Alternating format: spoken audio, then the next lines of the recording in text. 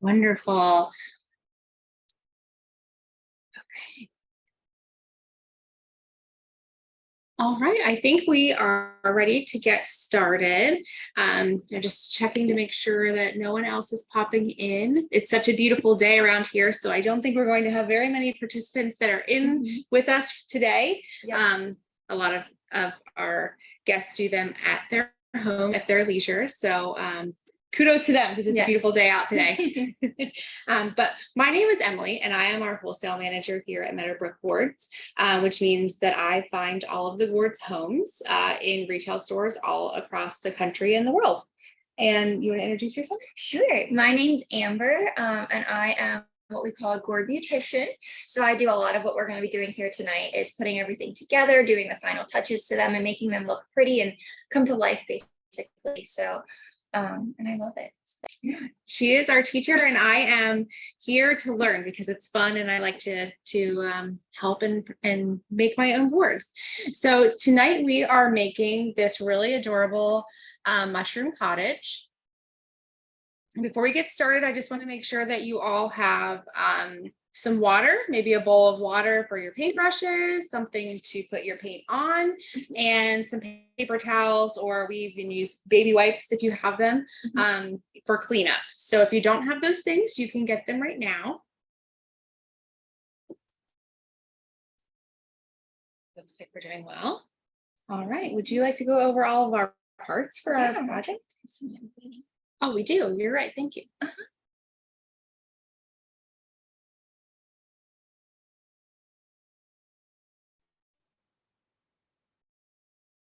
Good.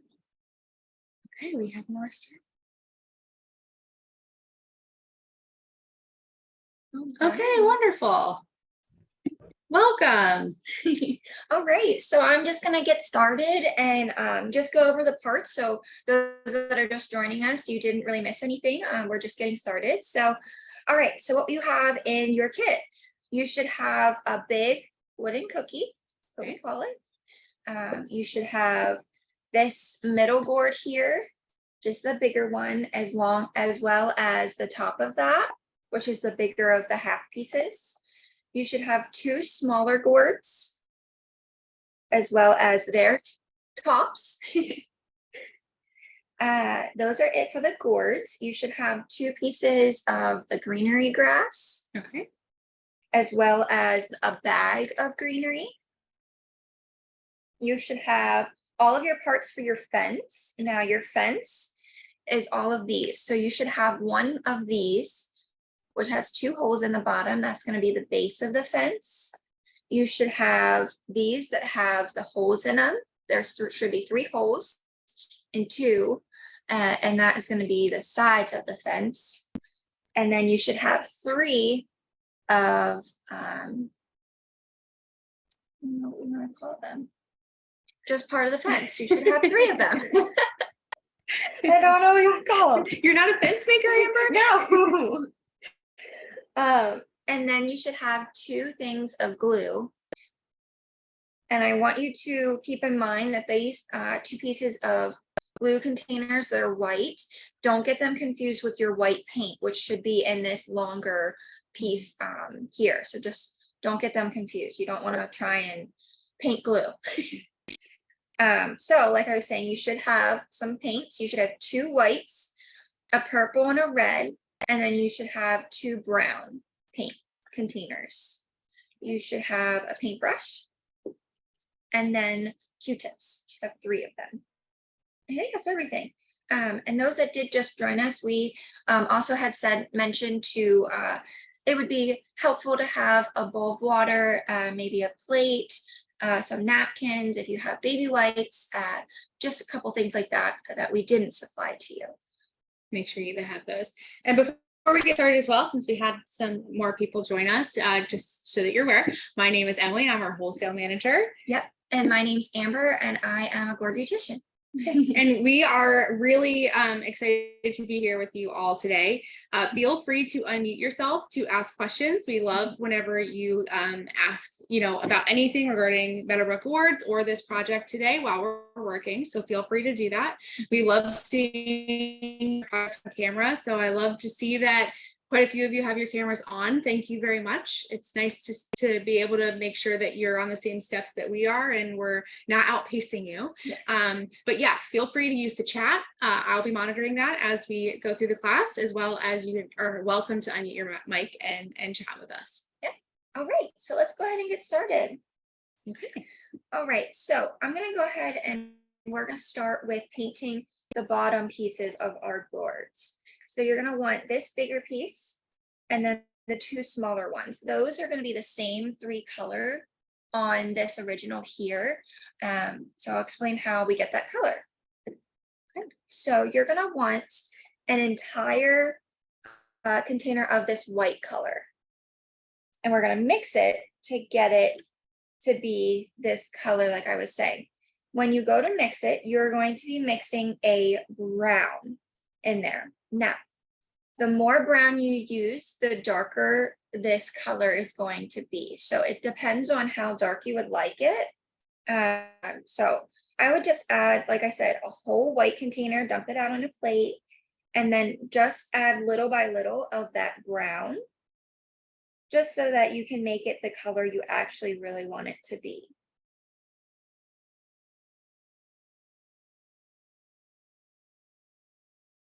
This is a great time if you have painting at home and you wanted them to be in a different color, you are certainly welcome to do that as well. Yes, absolutely. And how many of you are familiar with Meadowbrook boards in our classes? Wonderful. For those that aren't, Meadowbrook Boards is the largest board farm and crafting company in the world, but we are a small team of about 20. A lot of us are family and close friends, so it doesn't feel like a very, the largest board farm in the world. But we have a 200-acre farm. We grow, clean, and craft all of our gourds here, and we have over 300 products as well as all of our classes. So everything is done here on the farm. Anything that we can do is done here on the farm.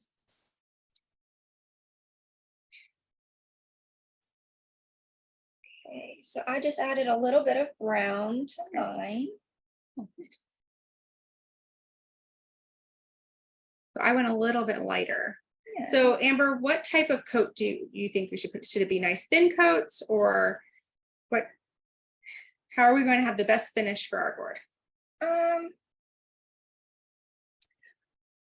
Try it. So my recommendation is to try and make them thin coats, but not too thin that you can't get like a good coverage on them. So I did not wet my paintbrush beforehand. When you wet your paintbrush beforehand, it will thin out the paint. This paint that we are actually using is already had water added to it to water it down a little bit. And all that does is it makes it go on easier onto your gourd. So yeah, so I'm just doing a thin coat for sure, but not too thin that it doesn't cover the gourd. Okay. Because will we do a second coat? Yeah, I think Okay. we will do a second coat, just to make sure it's like really good and covered. But it's up to you guys. If you want to do it completely different how I'm doing it, that's totally fine. And I do want to mention, as I am currently doing it myself, I want to mention to make sure you get on the insides of the window cutouts here, just because you will see them. They are open, but it's totally up to you. If you prefer them to be the natural gourd color, then that is a-okay. You also do not have to paint the very bottom, the sanded part down here. And you also don't have to paint the very top up here, the sanded part, because you will not see it. But you'll do one good coat on this big board here. And then once you're finished with that coat, you'll go to the smaller pieces. Amber, what kind of paint are we using here today? This is a acrylic paint. Okay. It's pretty much the paint that you'll get at like Lowe's or Home Depot. Very much so. Gourds are like wood in the sense that you can do pretty much anything to a gourd as you would wood. So yeah. Great. So we've you can dye them, you can use pretty much any paint that you would use on wood, you can use. But I mean, I've used watercolors on them before. I know of customers that use house paint, and just anything that you have lying around should work pretty well on board.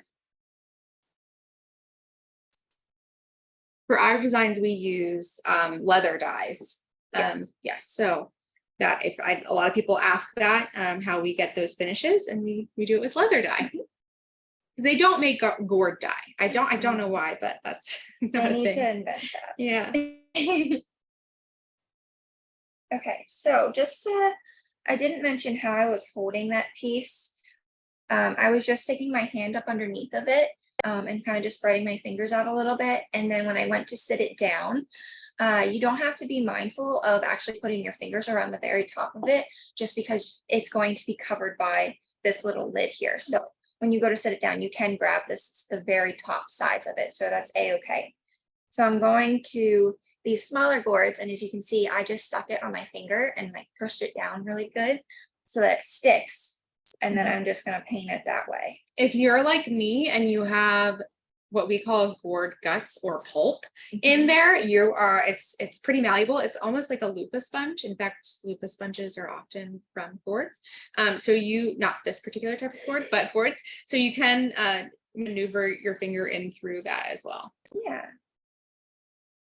And again, with these smaller ones, you do not have to paint the very top or the very bottom of them.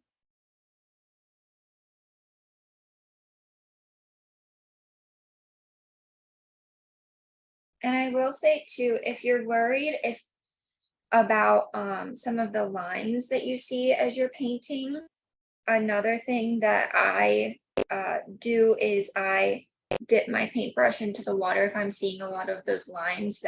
Doing that will help, again, like I was saying earlier, water it down just a little bit more, and it'll help take away some of the lines that you see when you're painting. But if you don't see any lines, then I would just keep going.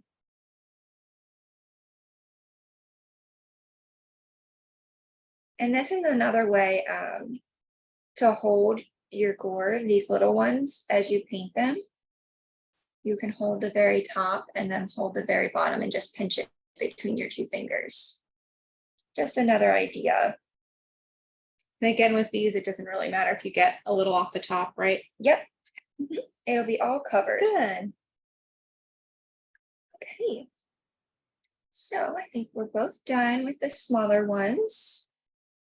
And that one is still drying. How's yours look? I think it could use a few more minutes to dry. Yeah. That's okay. Yeah. Yeah. Okay. Okay. Would you have any interest in going through the process of how we take a gourd from the field to a product in their homes or in store? Yeah, absolutely. So we do actually hand plant every one of our gourds here, and we grow them on our 200-acre farm here.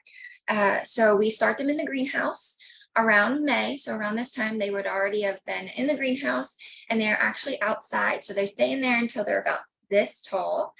And then they bring them outside, they get them acclimated to the weather. So they do that for about 2 weeks if they set them outside before they actually plant them in the ground.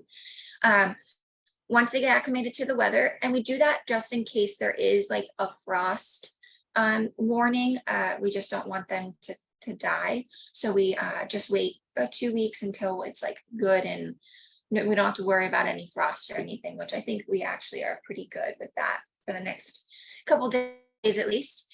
And then once they are acclimated to the weather, they will get put out into the field. We will plant around 20 acres every season.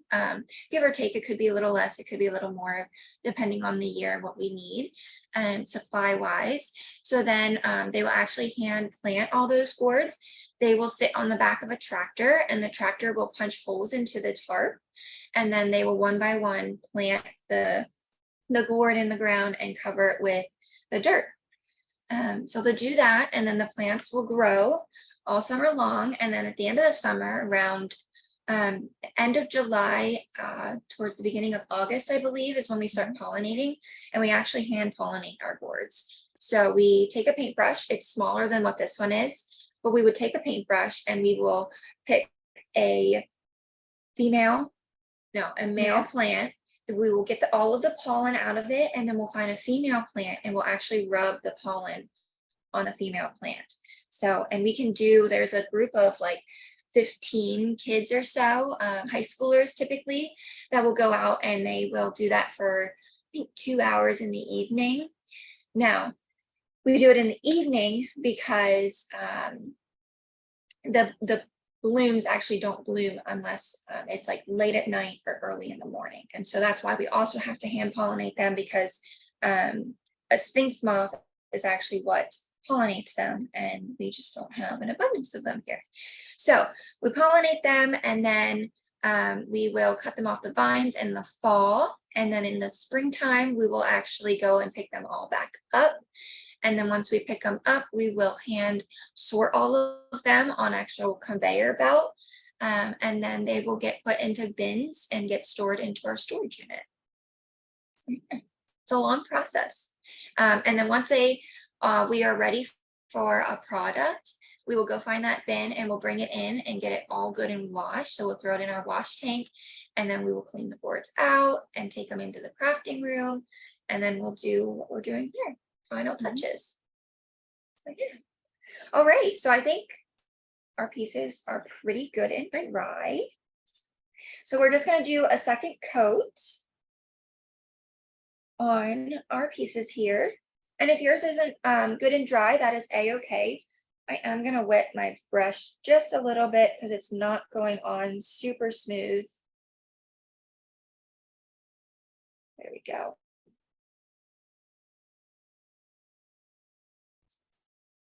And I think 2 coats will actually be pretty good. I think it'll cover it.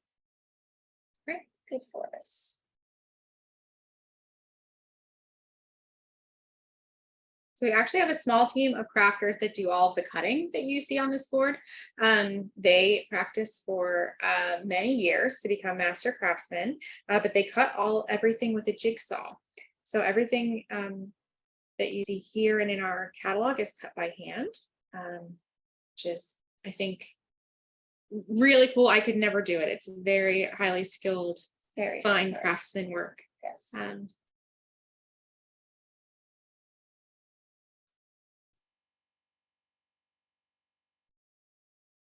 I have tried. It takes a special hand to do it. It's fun, but very, very challenging. And they make it look very easy. If you're in the area, we do free tours on Tuesdays at 2 o'clock. And actually Amber sometimes does the tours as well. And you can see everything being crafted in person. It's very impressive. Yes. After they're crafted by that small team, they are then sent over to be dyed or painted. And once they're dry, then they go to Amber, who adds all of the finishing touches on. And you do some painting too, correct? Yes, we do. So I will sponge stuff. So that our sponging is just when you see like some of our snowmen or our Santa beards, that is what we call sponging. And it's just different, looks a little bit more textured on our pieces.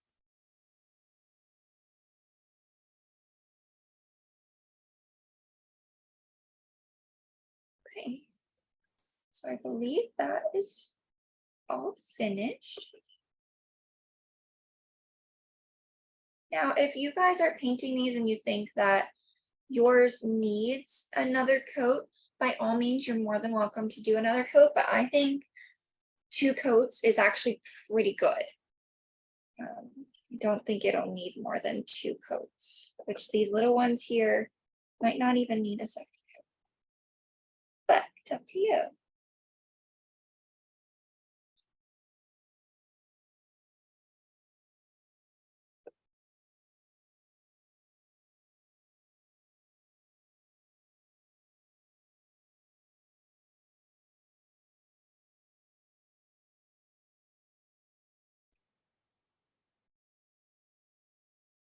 I'm going to fix that door. I'll be right back. Okay. Is that?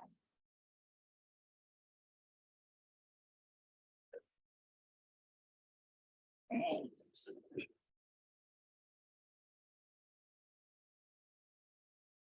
And then I'm moving on to my last piece here.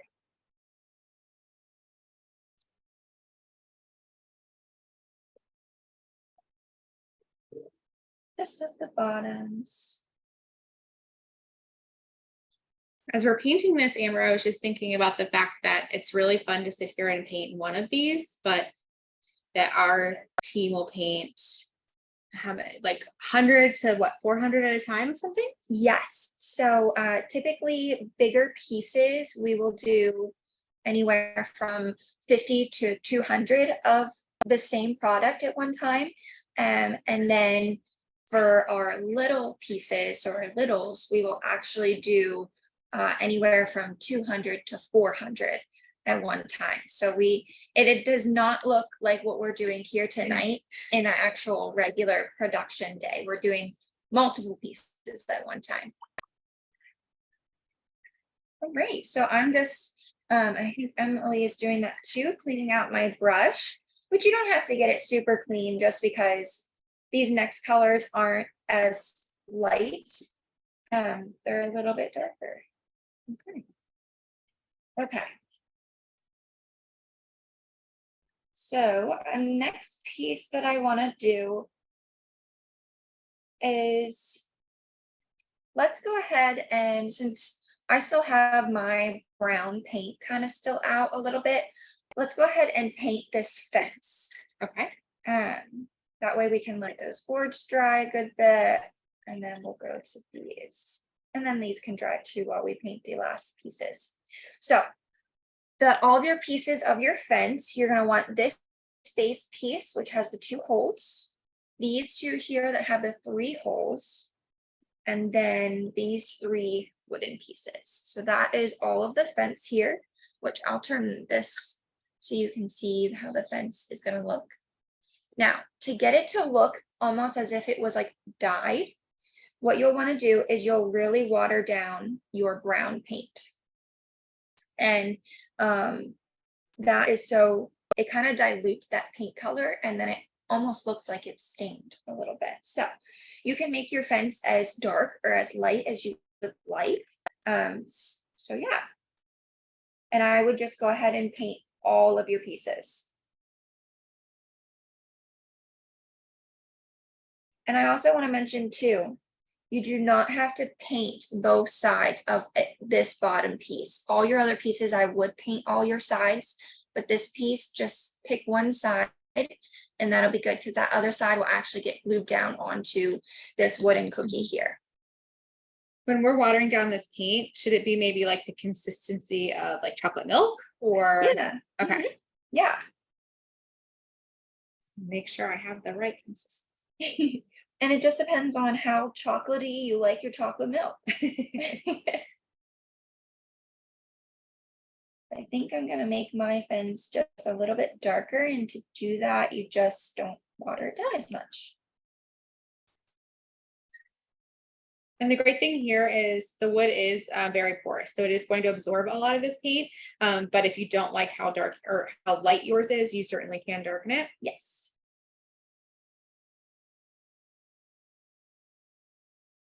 And I'm going for a little bit of a lighter look. Look pretty.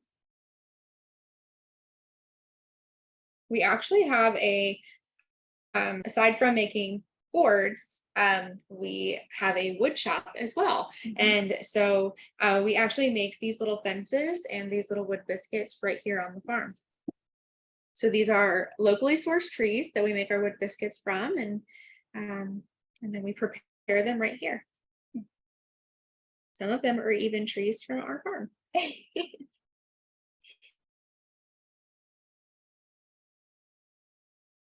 And there's no good way of holding these without getting paint on your fingers. So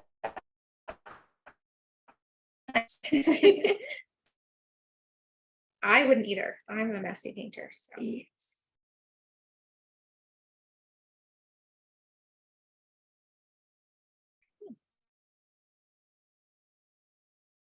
And I'm just going from one to the next.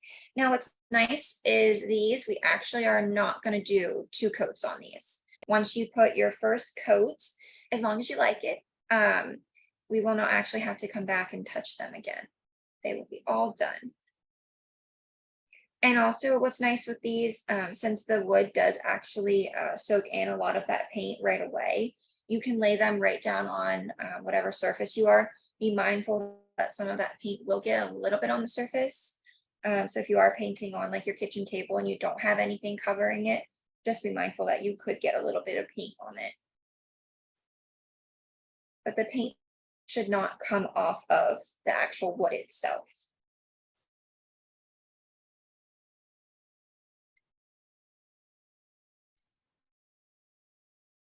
Now, acrylic paint is pretty easy to clean off of a hard surface if you don't let it dry. But if you do get this on your clothing, you will want to get it wet immediately. It will stain. Yes.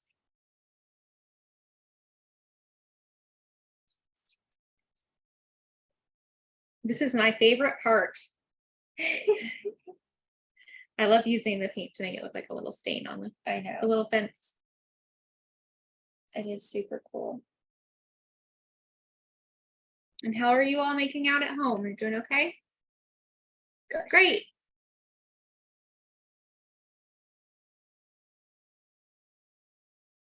Yeah, we're very glad you guys could join us. We absolutely love doing these classes. So if you wouldn't join us, we wouldn't be able to do these. We would be sad. I suppose we could sit here and do it by ourselves, but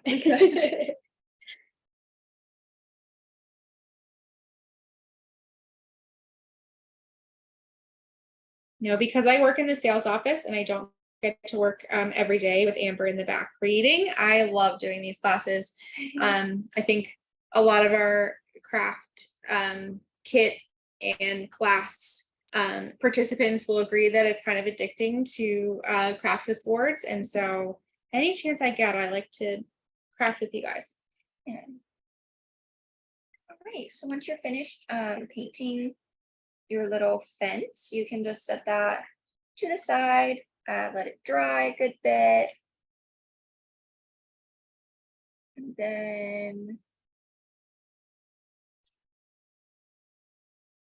we're going to get our other paint colors out. So would you like another plate?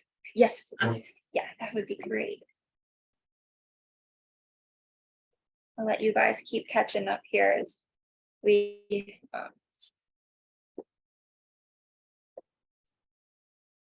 all of our wipes are dry. I might have to use your wipes. Oh, that's okay. Yeah. Yeah, these are all dry. That's all right. Thank you. On here. Okay. Just didn't want to get brown paint on my next pieces. Okay, so we're gonna paint the tops of these 3 pieces here.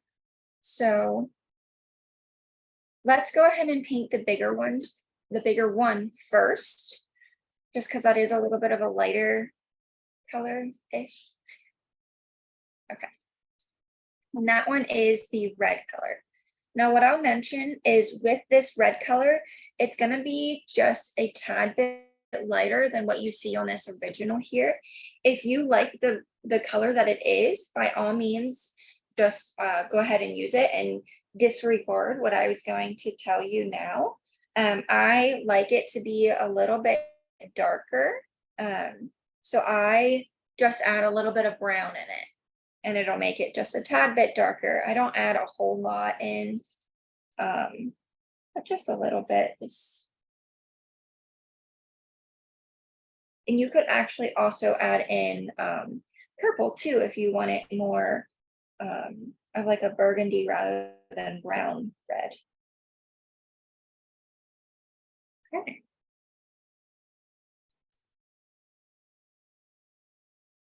And for the mushroom roof or cap, do you want us to paint the edge? Yes, I would definitely paint just the edge. Now, don't paint the actual underside here, the entire underside. It just doesn't dry the best.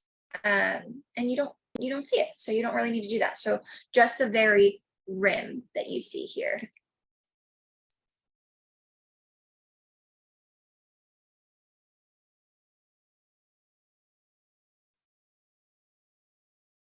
And I would not water down these paint colors, the red or the purple, unless it's just not going on very well. And then I would, but they're very light colors, so they won't, the coverage just wouldn't be as great. Now you can water them down if you wanted to create kind of like a watercolory look where you, or like a dye look. Yes. Where you can see the variance of the gourd, the skin of the gourd underneath. If you wanted to, that's certainly an option.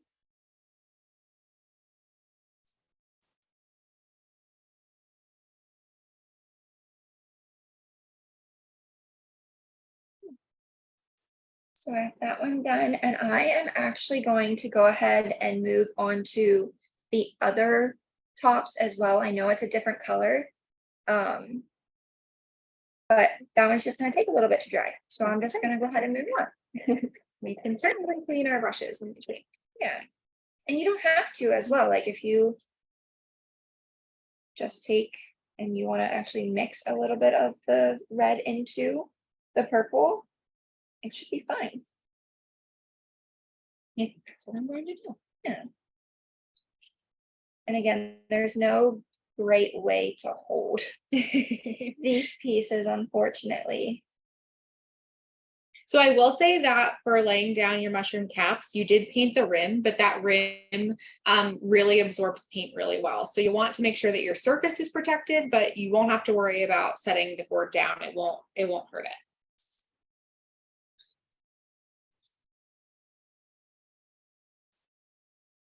And what's nice is you can touch the very top to get the part that you were painting. Did I get paint on me?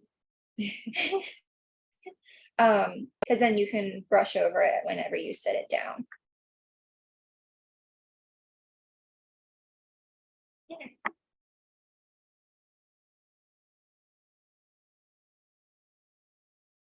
Wipe this paint off before. Hey. Because we're putting 2 coats on, it's okay if there's a few fingerprints. We will cover them up on the next coat.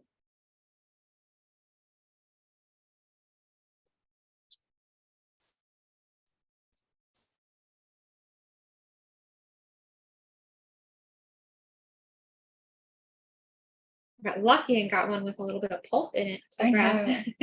Mine was very nice in that aspect too. Okay, so then I just finished my 2 little ones. Okay. And I'm gonna let them dry a little bit. And I'll give you guys a little bit because I'm gonna teach us how to put our fence together.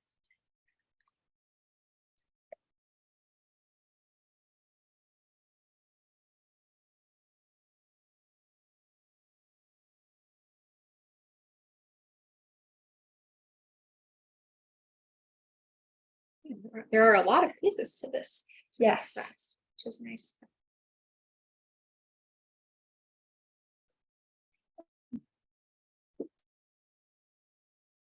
See you guys still painting away there, which is okay.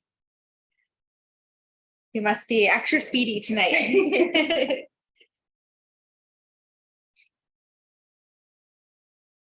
So while we are waiting for things to dry and waiting for painting to be done, which is totally fine, I just want to share the next class that we have, a Zoom class that we have for you, which actually goes really great with this class. So you have your little mushroom village here. And so we created little garden friends to go along with it. So in the next class, you will be able to make this adorable little gnome. And again, these are the paints that and supplies that that you will be provided with, but you could certainly change up any of the colors or anything within the class. We have an adorable little garden fairy with cute little golden wings. And I'm holding her by her bun, but she has a really cute little bun as well. And then this little mushroom friend as well. So you'll make those 3 in the class. And the class is on July 18th. And it is $35 to have that sent and to do that. And maybe I'll be able to do that one with you too, Amber. Yeah. That would be fun. That would be fun. So I can have some little friends for my mushroom that I'm making. Yeah. Okay, so let's go ahead and put this fence together. Okay.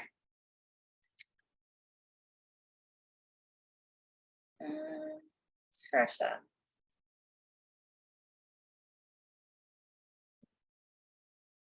I think our caps are pretty dry enough that we could paint. Yeah, let's do that. Okay. So let's go ahead and do the second coats to the caps. And I say that because then while that last layer is drying, we can put that fence together. Okay. So let's do that. Sounds good. We can certainly do that.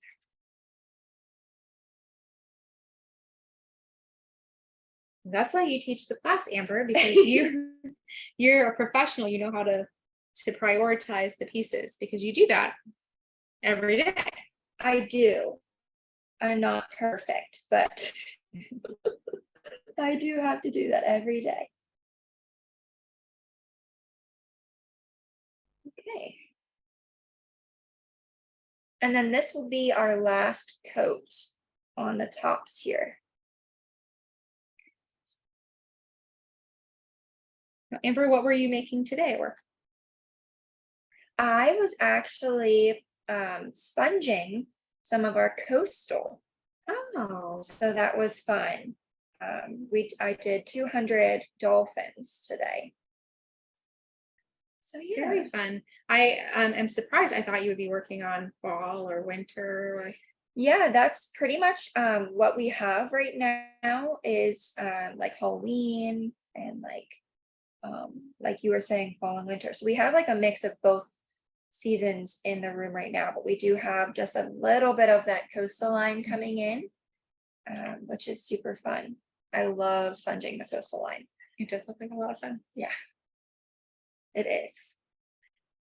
One of the interesting things about working in production is because a lot of our business is wholesale, where we sell our boards to gift shops all around the country, and they need their product earlier than you would typically buy it, in season. They get it earlier. So Amber has been working for months now on fall and winter to get it prepared for our very first ship week of June 1st. That's the first week that we will ship out our fall and winter for wholesale customers.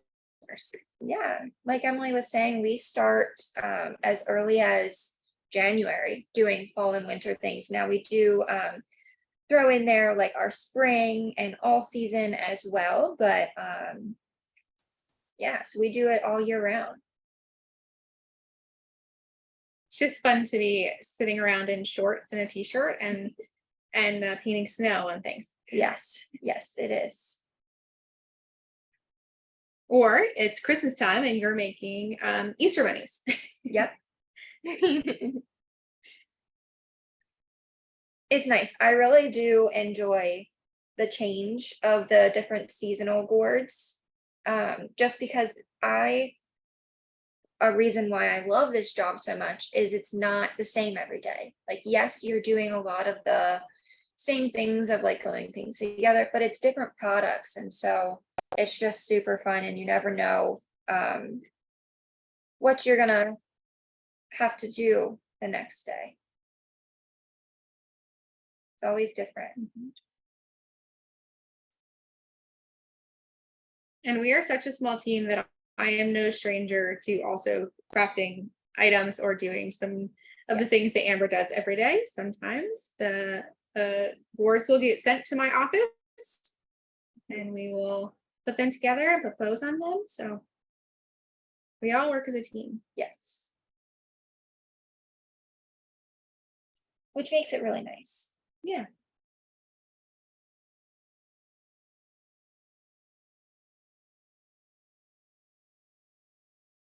Okay. All right, so once you do your second coat, you can clean your brush out. We will not need our brush again.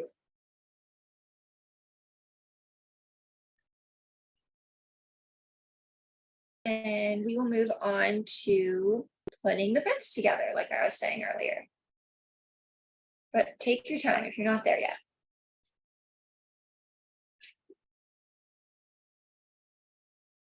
Just noticed I had a couple more little prints on my cap, so I'm just fixing it on the table here.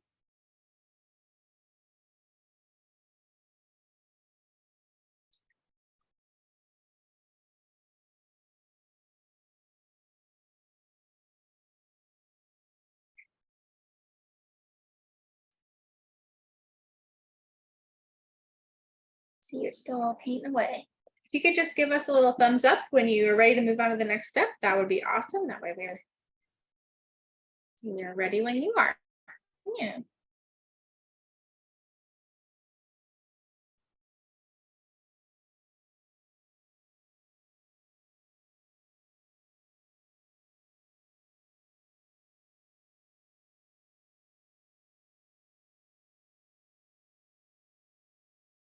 Now, like we mentioned before, this is acrylic paint and you do not have to seal this project when you are done with it. But if you would want to, you could use a polyacrylic to spray would be my recommendation to paint on to seal it and add a sheen. But you really, for this type of paint, don't have to do that. Nope. Yeah, it already has like a shine already to it and a sealer within the paints. But if you decided to use a dye on this project or in future projects, you would definitely want to use a polyacrylic. Yes.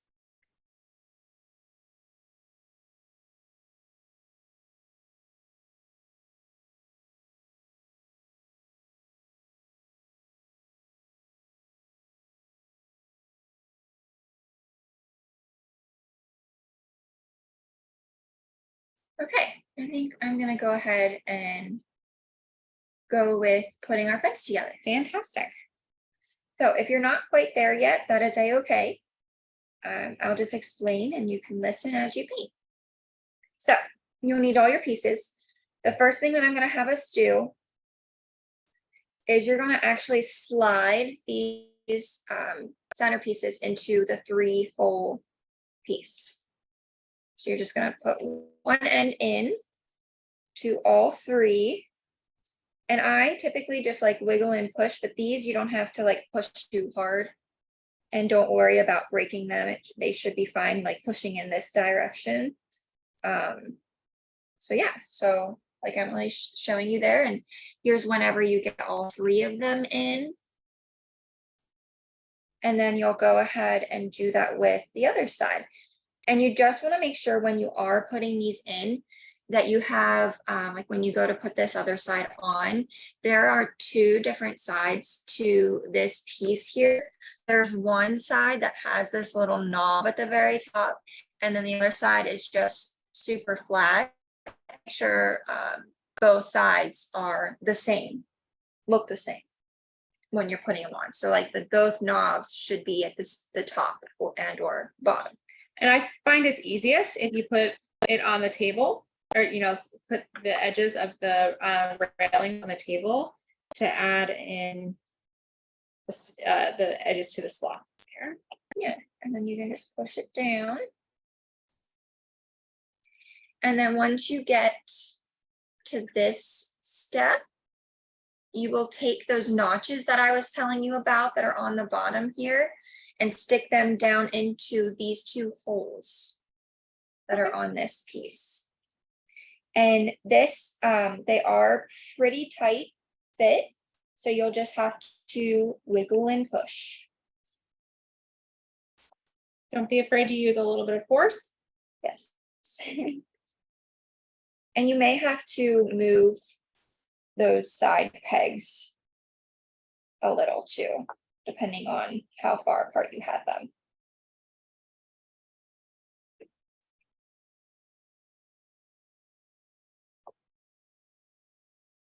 Just even everything else out or everything out when you're done.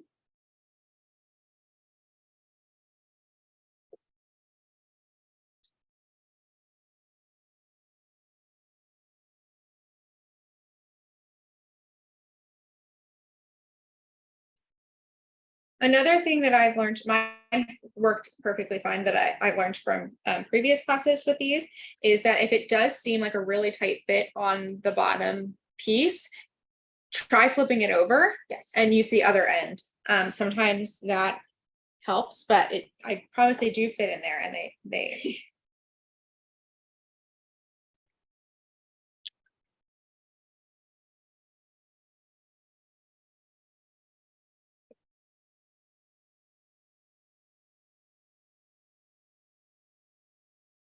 So yeah, just like I said, wiggle and push. I will have to fool, which I did not paint the other side, but that's okay.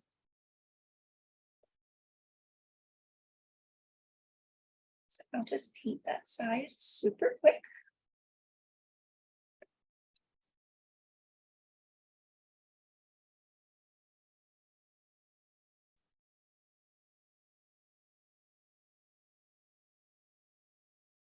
How is everyone else doing with your fences? Is it working out for you? Awesome.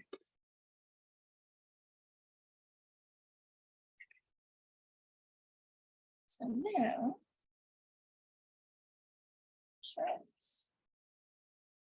Much better.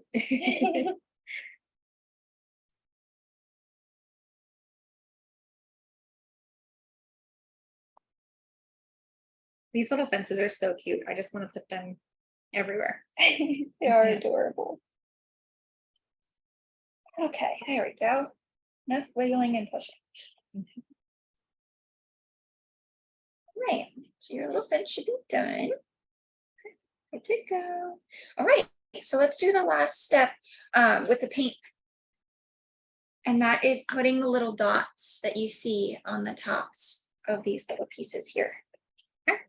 So to do those little dots, you're gonna want to grab one of your Q-tips and then your other white paint. And then you'll just dip that Q-tip into your white paint. Now be mindful whenever you go to push this Q-tip down onto your top here, the harder you push, the bigger the dot. So if you want smaller dots, I would definitely not push as hard down onto your piece. And definitely do all three pieces. And you can do as many or as little dots as you would like. That should get you a pretty uniform circle. And if not, if you give it a little twist, it will even it out for you. And again, you can make your dots as big or small as you would like. It's your mushroom. Yeah.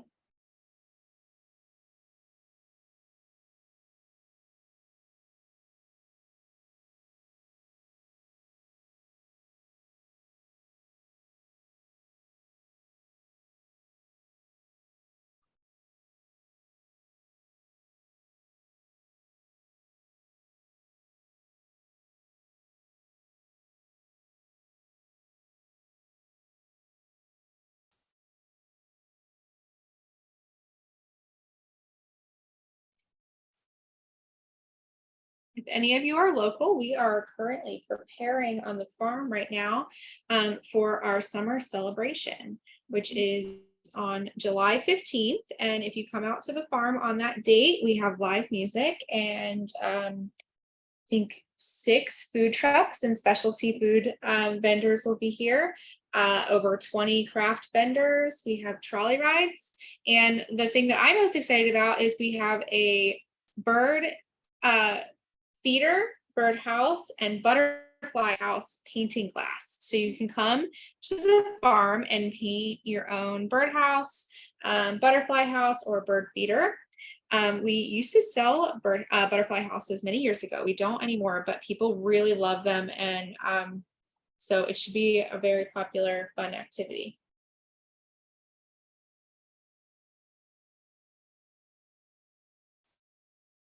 Another thing that we host that event, and we do twice a year, is our oops hunt, or I'm sorry, oops sale, where all of the designs that have been crafted that have a minor flaw, maybe Amber accidentally made an eye a little too big or something very small like that. Well, we save all of those throughout the year, and then we host a sale with big discounts on all of those items. Oftentimes you cannot even tell what's wrong. It might have just like a little tiny crack at the bottom, or sometimes even there are designs that we just don't make anymore that we offer. So that's always a popular event as well.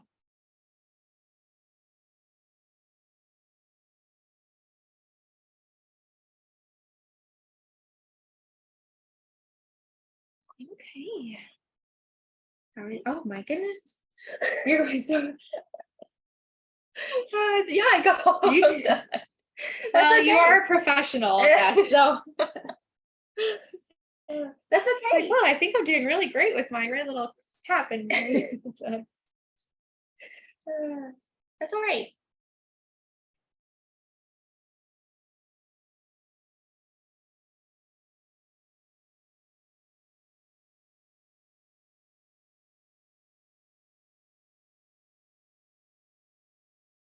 Now, I believe you got 3 of these Q-tips, and if you used one for glue, if yours is mine is getting a little soft, and so my dots are getting a little bit bigger, you are welcome to use that second one, right? Yes, absolutely.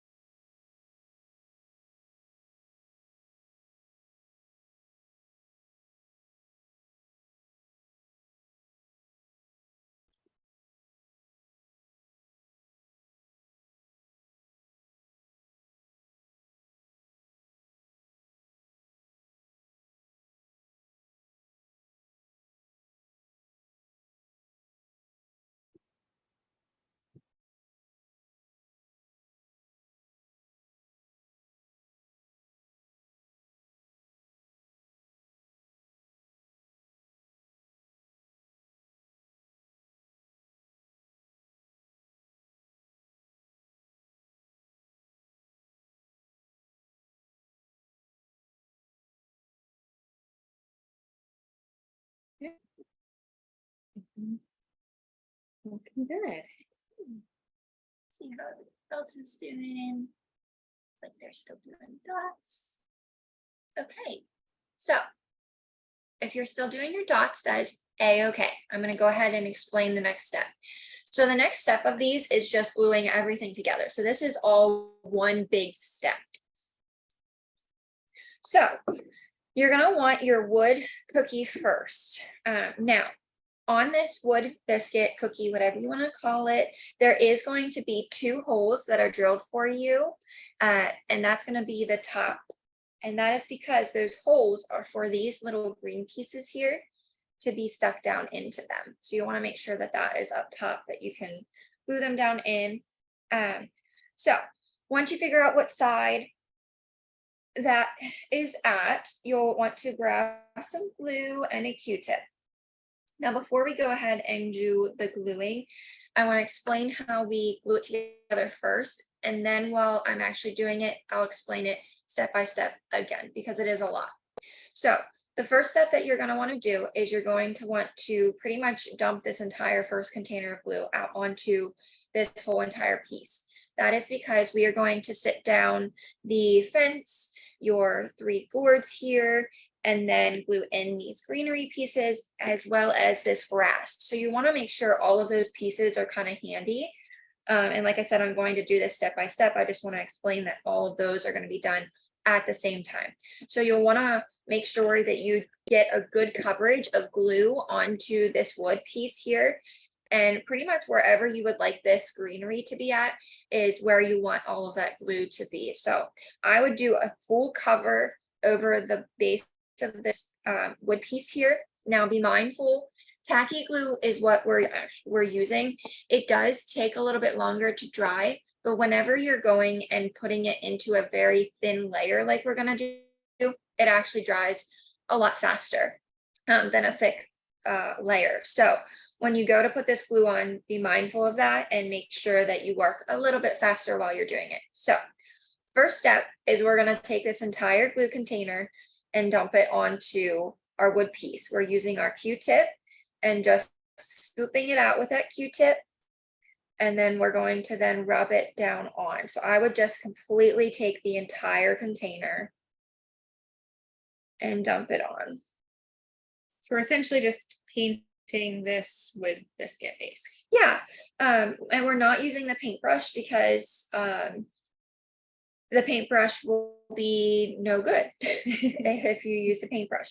Now, what I'll also say is when you go to spread this out onto your wood piece, just make sure you don't go over those holes completely so that you can still see them to put the little greenery pieces in. And should we go out to the bark area? You're more than welcome to. I like to do that just so that I can put some grass out there, but you do not have to. But like I said, you just want to make sure you work a little bit fast with this. And it looks like I'm actually going to need some more glue. So when you go to open your second container of glue, just remember that we still need to glue on our tops to our little gourds here. So you just need a little bit of glue. You don't need like a whole lot. So you can at least use at least half of the second one too, if you need to.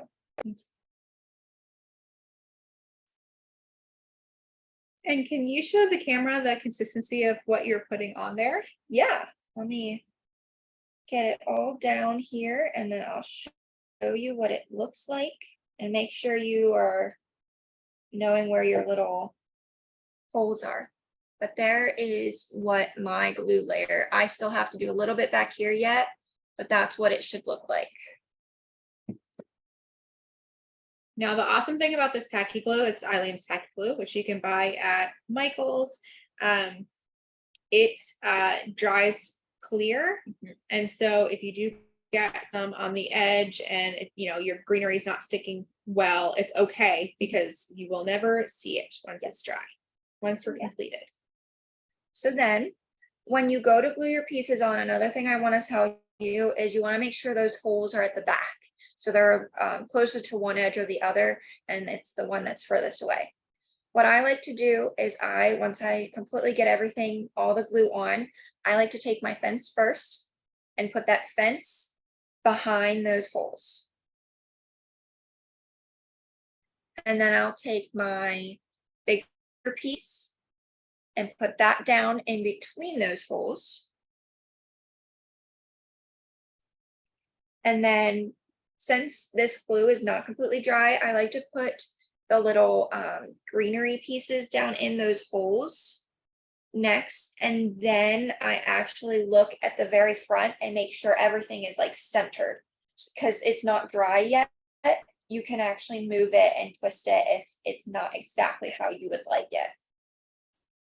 And then once you get all of those pieces, are you doing okay? I'm doing okay.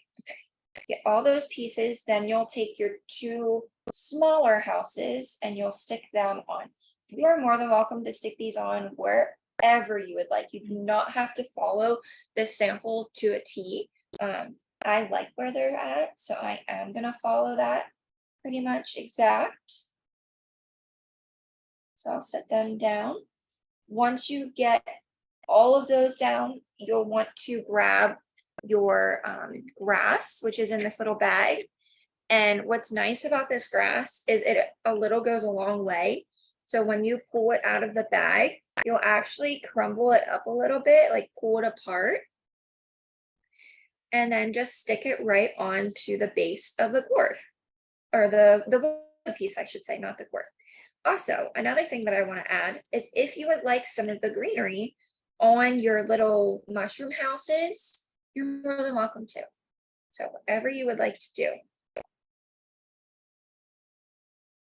Another thing to think about too in your placement of your, you put down your mushroom bases, Think about the fact that the caps need to go on top of them. So I did a Yes. little dry run and placed them on just to make sure I have them Yes. far enough apart.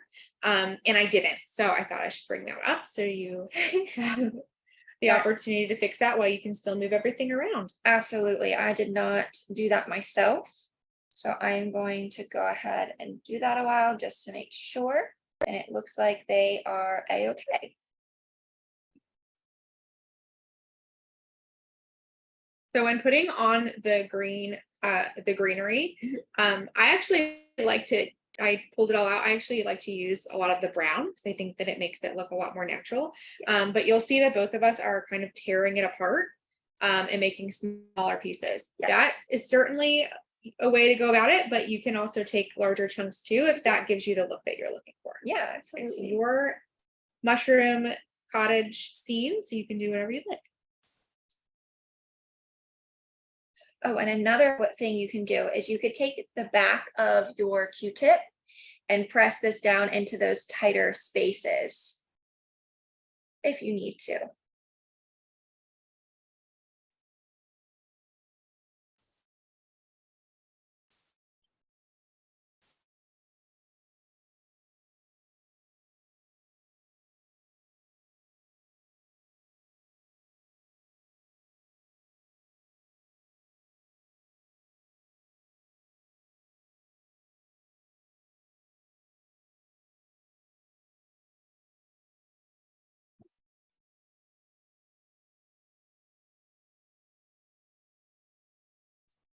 It's always fun to lay this down to see everything just come to light. Yeah, it truly is.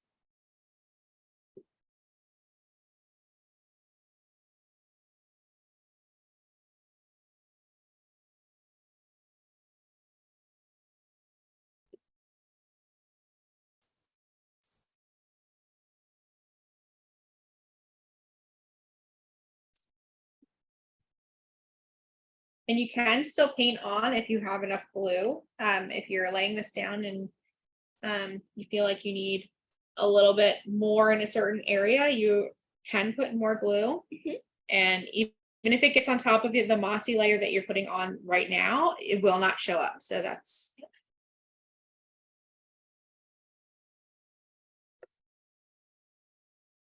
I like to just pick up all the little droppings and Sprinkle them on. sprinkle them on.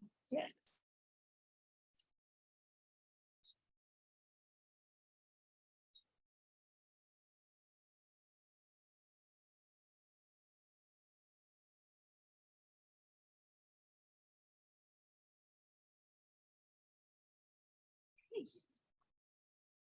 I got a good amount in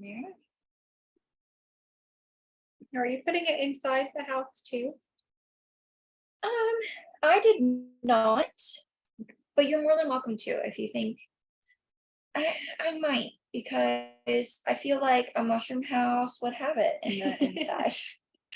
Because they would have built it right on the ground. I wasn't sure, so Yeah. that's helpful.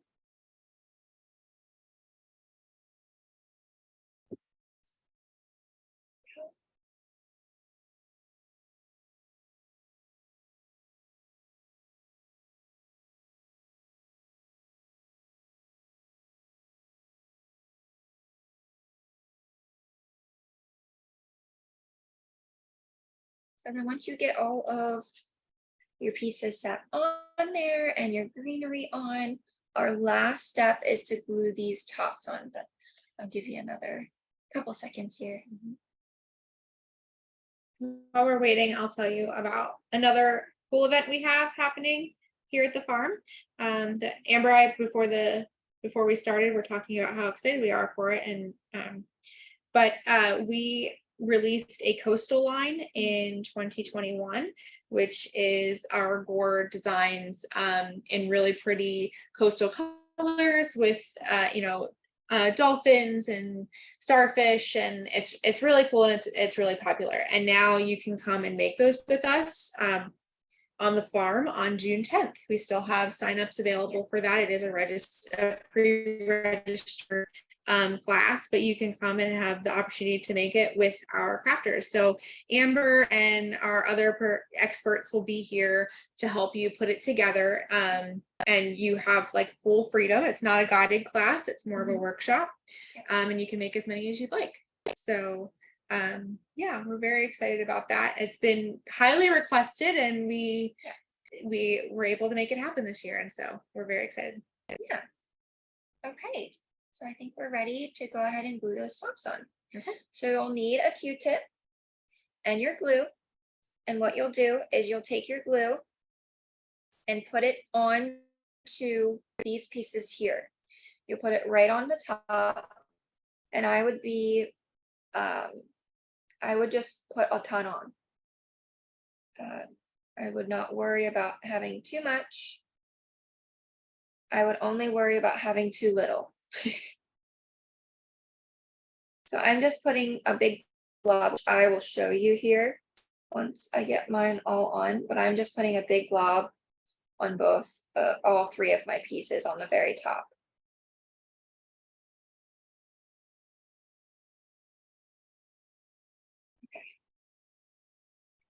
So I don't know if you'll be able to see that, but I just have like a ton of glue right on the top there.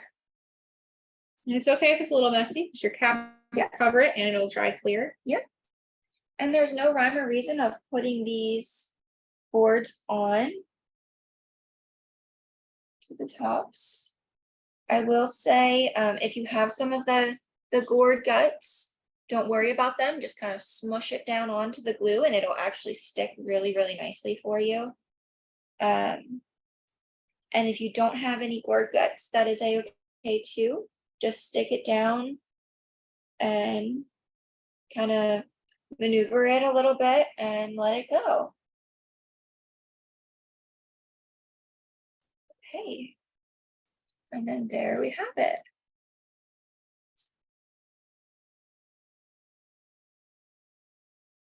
Awesome. This was super fun. Yeah.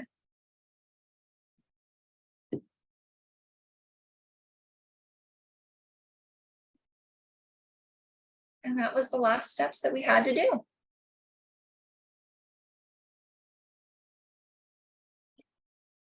Does anyone have any questions? No.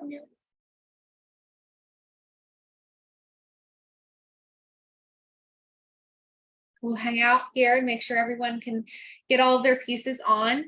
Amber, do you have any tips for if they're having any struggles with the top? Yes. Cap? So when you do this bigger piece here, a lot of them have like a little nub on the very underside of them.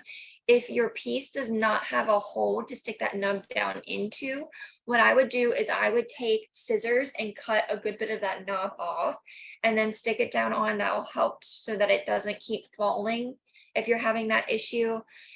And then while it's trying to like glue and tack up, I would just keep maneuvering it into the position that you want it. But other than that, I think that's good. So, yeah.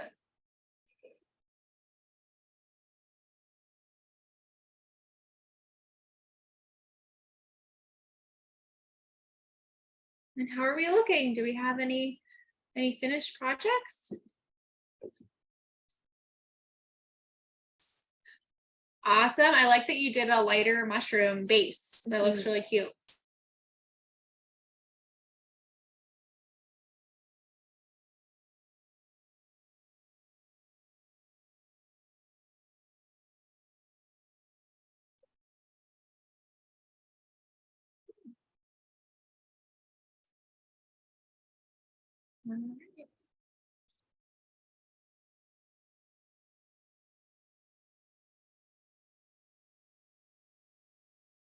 It looks like everyone might be done working. Fantastic. So thank you all so much for crafting with us tonight. It has been, this has been a really fun one for me. So I'm super happy that we got to do it with you guys tonight. If you find as you're completing this that you have more questions, you are welcome to reach out to us on our website. There's a little chat feature at the bottom. You can email Dory, which is the person that has been sending you the information for this class. You can call us or you can message us on Facebook. If you do the website or Facebook, most likely you're going to talk to me. And I also answer a lot of the phone calls too. So we'll be happy to help you beyond this, whether it is for this project or anything else that you might need. Yeah, I think that is all, other than thank you so much for hanging out with us tonight. And we hope that you enjoy your mushroom village. Thank you so much. Yeah. You're welcome. Thanks. Bye.